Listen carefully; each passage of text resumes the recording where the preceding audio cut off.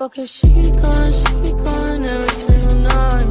Day and night on my mind, pushing you to vibe. How's it going, everybody? This is Top Driver. Hope you're having another great day, and welcome back to another video. Alright, so as I've mentioned a few times already, at one point in time last year, along with in 2020, I was working as a cashier for a couple of locations while I was trying to find a job in the media marketing industry. At one point, I was working as a cashier at CVS from 2020 to 2021, and for a few months during 2021, I was working as a cashier at ShopRite. Both of those jobs, they were extremely brutal. You know, I had to go through a lot of stuff that really drained me out during my time in both of those jobs. And although the ShopRite one was a little better than the CVS one because, you know, obviously it was a little bit more basic, still, being a cashier during that time was probably one of the toughest experiences that I've had to go through. And it's not really a whole lot of fun for those that go into that position in the first place. So if you're a guy that's trying to get a part-time job, or maybe a job in the retail industry and try to go for a career there, or maybe just try to find some way, you know, just to get something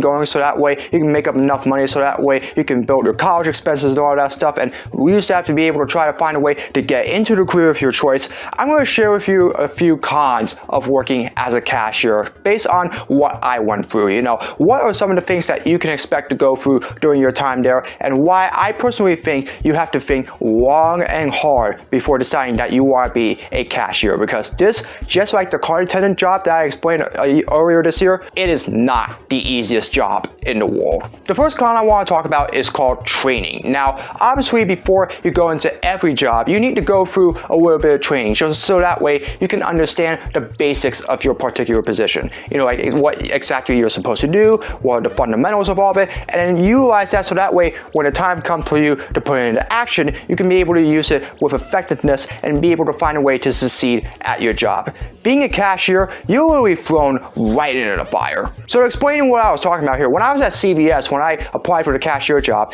there I did a little bit of a questionnaire and thought that I was going to go through a little bit of training, you know, like go through some like location, something like that, where there's, you know, like a setup for me to be able to learn how to run the cashier and all that stuff, you know, learn how to handle all the money and all that stuff. Nah, they just threw me in there right away as my training session. Literally had me train right away in front of the cashier, in front of customers there. And it was a tough experience. You know, absolutely, I had to go through, you know, like several motions just to be able to try to find a way to even succeed that job. And I was barely given a whole lot of help there while I was training for that job. You know, I had to, you know, ask a lot of questions in regards to, you know, like how much I'm supposed to give, or, you know, if they're working for something on the counter, where I can look for it, and, you know, where exactly I can find it and all that stuff. And it just translated throughout the rest of the time that I was there at CVS. As I mentioned before, that lack of training that I got, and, you know, the very little time that I even got on there, it translated all the way through the rest of the time up until I was moved to stocking all that stuff. It was just miserable, and that really hurt me with the customers. ShopRite though, I was actually able to get some training. I was able to get a day with a stand so that way I can practice my cashier skills and all that stuff. And it actually did prove to be a benefit, you know, of sorts. Or for most of the time that I was there at ShopRite, I was able to figure it out rather fundamentally well, all because of that training that I got. Still, it was only one day, and unfortunately, as a result, you know, that even then may not be good enough for some people that are really bound to struggle whenever they are at a cashier position. And even then, I still had my struggles there. Training is one of the most important things in regards to a job of any position, not just a cashier position. And you really need a lot of training and a lot of experience, not just sit behind a computer and watch videos and all that stuff. You really have to stand there and actually learn to do the stuff so that way you can be able to figure it out. In two jobs I was in, I was given either very little or no training whatsoever. And that may be something that might end up happening to you if you are going to a cashier position. So if you're going to go for a cashier position, be sure that you actually follow the instructions carefully and make sure that during that one day you get that training, you actually understand exactly what you're doing, because otherwise it is going to be extremely tough. The next thing is social interaction. Now,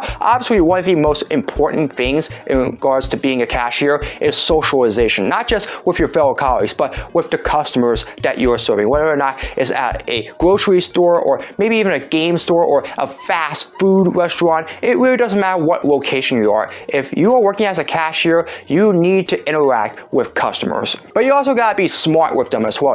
It's not just scanning all the stuff and then asking them for the payment and all that stuff. You need to have a little bit of respect for them as well, because they have their own lives as well, and they have to get to other places as well. And so the last thing you want to do is end up taking too much of their time away because you're struggling on the cashier, and as a result you're getting them pissed off and all that stuff. That can be a huge problem, because that can lead to a lot of angry confrontations between you and the customers. That was something that I had way too often when I was at CVS. Because I was struggling just to be able to find a way to figure out how to do that stuff. I had a lot of angry confrontations with some of the customers as well.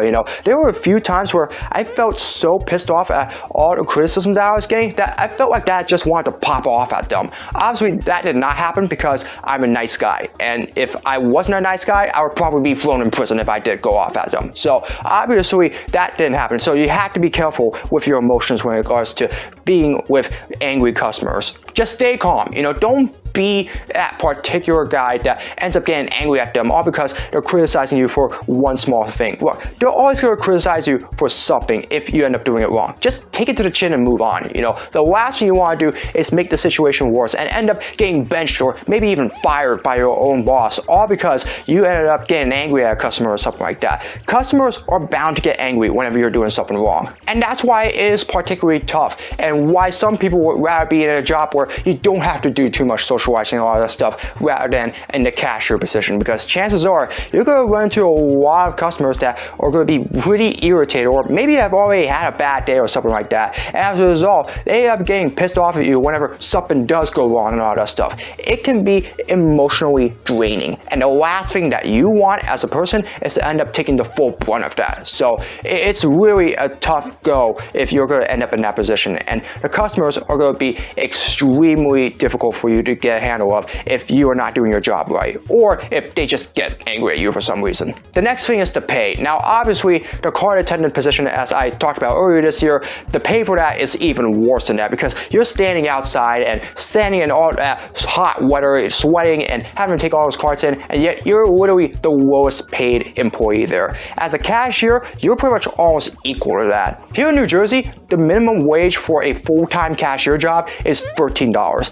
That is absolutely absurd. Obviously there are a lot of people there that really don't think that they can be able to succeed in a real successful business environment or something like that, and they just want to find something in retail just so that way they can get a head start and try to learn the skills they need, so that way they can get to that particular position. Or if they just want to have a career in retail altogether or something like that, become their own manager like that, they have to be paid better when you are in a cashier position. Part-timers, that's a little bit different. Obviously around $13 minimum wage is really still expected for them when you're working at a part-time position, but in a full-time position you have to be paid a little more if you're going to be a cashier. And I really wish that retail supermarkets and a whole bunch of other places that do retail stuff or stuff like that, I really wish that these cashiers were treated better when it comes to getting a better pay. I mean, let's just say that it's the one and only job that you have right now, being a full-time cashier. You're paying $13 an hour just to be able to do your job.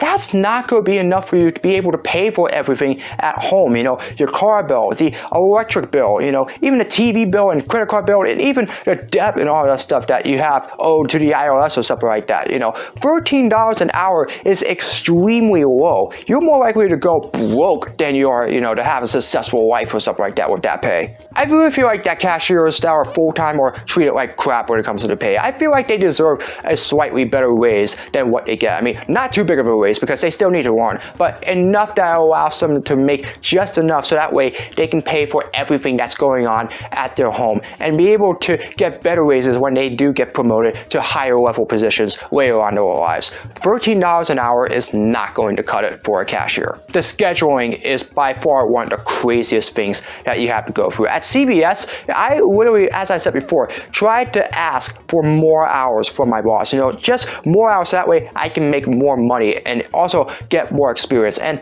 I couldn't do that. I was still confined to just one day a week, and usually just one night a week on the weekends, all because of everything that was going on there at CVS and all the struggles that I've been going through. At ShopRite, I have a little bit more of a balance when it comes to being able to select my own schedule. Still, it is going to be very unbalanced. There are going to be some days, like in other retail places, like I said before, you may have a set schedule all set up, and then there are a few other times where you may have your schedule just get completely thrown off course, and as a result, you have to come in one day that you weren't planning to come in whatsoever because you may have had something else going on, or you may have been forced to come in at the very last minute because somebody ended up calling sick, and as a result, they couldn't work, and as a result, they had to pluck out who is available for that day to come in and work on that position, and it can prove to be a very, very long day. I had that happen to me a couple of times when I was at ShopRite. And sometimes as a part-timer, when things are not projected to be busy whatsoever, you're really having a day or two cut from your schedule, which can be even worse as well, because that's literally very little time for you to be at the store, so that way you can get that particular experience and just make enough pay so that way you can survive. Part-timers, they don't deserve that. They deserve the same opportunity that full-time cashiers get as well. And unfortunately, cashiers all around, even the full-time ones, they too can be affected by this as well. Obviously, if you're in a position like I am now and you're working at a 9-to-5 job, obviously it's a lot easier. Your schedule is set as is. All you have to do is just come in, do your work, and then get out. Obviously, it's just that simple. A retail job is a lot more hectic, and the scheduling with other retail places, they tend to really be unbalanced, and that's just something that if you're a cashier, you're going to have to learn to deal with, because unfortunately, you're very going to have a whole lot of time to relax at home if you are working as a full-time cashier. I promise you, I had that a lot when I was using that and going along with all the other jobs that I was having at the same time during my search for a media job. And finally, it is just pure boredom when you are a cashier. I mean, just like the car attendant job, all you're doing basically is just standing there. There's really nothing else that you're doing other than just like scanning everything and just completing a transaction and all of that. There's barely any time for you to socialize whatsoever, whether it's with your fellow colleagues or, some of the customers that they're in a good mood if you want to talk to them or something like that. All you're doing is just standing there, cleaning up the top and just waiting for another customer. And sometimes you just get bored very, very fast. And all that time you're just standing there, there may be times where you're barely even having any customers come in whatsoever during the day. There will be times that you could be just standing there waiting for somebody, and yet nobody is literally coming. And so sometimes, the boss may have to just come to you and just ask you to do something else while you're waiting during that time, and just find something else to do just to keep yourself busy. As a full-time cashier, you are going to have days like that. And one of the craziest things about that is that you're not allowed to have your technology out while you're doing your job. Like, even when there's literally nobody at your station whatsoever and you have everything cleaned off and all that stuff, you cannot have your cell phone out. I literally had one colleague that I used to work with when I was at ShopRite that actually got sent home, literally, all because she had her phone out while she was waiting for another customer. Trust me, the boss, they will know exactly what you're doing during that station, and they will bust you easily if you are caught with your cell phone out. You just gotta find a way to manage the day, obviously. You just gotta find a way just to be smart about it, and if there's very little going on, maybe ask your boss to see if there's something else that you can do while you're waiting, and just try to find a way to manage your time. I mean, being a cashier, it's already lonely enough as it is, but when there's nothing else going on and you barely have any time to interact with any of the other customers or any of your colleagues whatsoever, trust me, those sort of times where things can become very, very lonesome. I've been through way too many of those days when I was at CVS and ShopRite, and I certainly hope that I never have to go through anything like that ever again. Look, just like car attendant, cashier is also a very common first job. It's not as bad as a car attendant, but still, there are a lot of things that you have to go through during that job that can really be tough for you to handle if things all of a sudden just go horribly wrong. I mean, trust me, it is a very tough environment. Retail is one of the toughest places that you can work at if you're not planning to go up in a higher level job place like where I'm at right now. Being a cashier, you really have to manage your skills wisely. And unfortunately, because of that lack of training, everything that comes afterwards, it unfortunately becomes a lot tougher for people to handle. And I've known a lot of people that have been just miserable being a cashier, and unfortunately, that left, after a few days or weeks or something like that, all because, it just felt like a completely miserable job. Trust me, being a cashier is not fun. That being said, it's probably a little bit more common to be there for your first job than as a car attendant. However, if you are really thinking about, getting a first job as something that can help you with getting proper work experience, and try to use that so that way you can get, a good pay or something like that. If you're going to be a cashier, you need to be prepared for the unexpected, because there are a lot of crazy factors that happen in this position that can really hurt your ability to be able to perform that job or get the experience you need to be able to try to get promoted at that particular retail place, or maybe use that for a better career like I was able to do. You need to find a way to manage it, because it is going to be very, very boring once you get there, and it can be a real pain if things are not going your way. You have just got to be prepared for what could potentially be thrown at you. Just like a car attendant job, a cashier job is very, very brutal. And if you're behind right away, it's going to be very hard for you to be able to catch up. Anyways, that's going to do it for another video. I hope you all enjoyed it. As always, if you'd like to see more of my content, be sure to subscribe and hit the notification bell so you know when my latest video is released. Comment below for future suggestions for all my videos, whether it's blocks, projects, or challenges, you name it. Leave it in the comments below and I'll do my best to make them. As always, follow me on my social media. All the links are in the description below. That's going to do it for another video. I hope you all are having another great day. As always, I hope to see all of you again in another video very soon. So long, everybody.